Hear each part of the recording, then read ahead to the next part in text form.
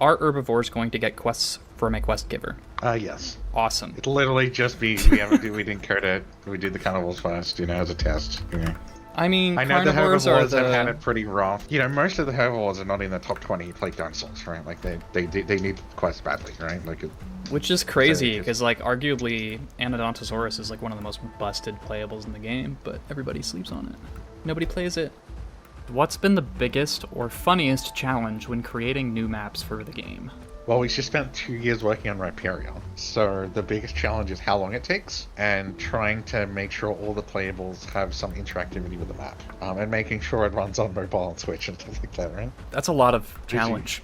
That's a lot of things that are challenging. Then you're figuring out how to make sure there's no hotspots and how do we stop everyone camping in mud flats, and I mean the list goes on. How do you have a lot of map bugs? 2 years of work for a whole team to make a map.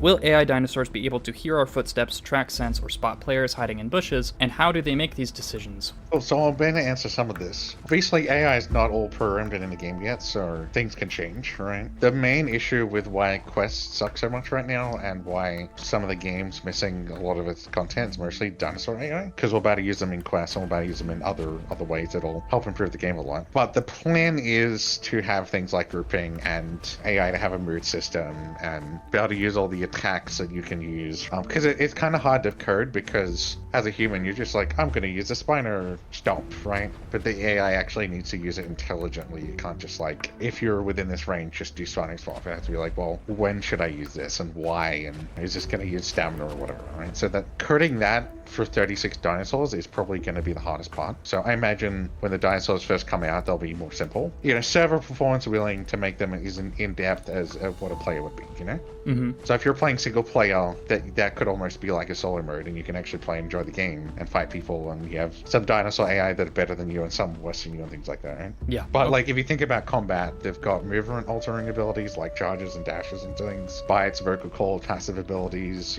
trample. Oh yeah. The kits can be so complex. If you think about how complicated it is to code, when should an AI trample you versus give you a friendly call, you know what I mean? And when should it, instead of trying to bite you, predict where you're going to go and bite you down and stuff like that, right? That's insanely complicated, and that's the reason why we don't have AI dinosaurs yet. Mm-hmm. I don't envy the person who has to code this stuff in, because it's insanely complicated, and there's probably going to be interesting bugs. Oh man, I can't wait to abuse the crap out of those. AI dinos are going to be so even funny. With critters, critters don't really have health, and they don't really have some features, because we're trying to save the show performance for the dinosaur AI, because we know we know the dinosaur AI is going to be complicated.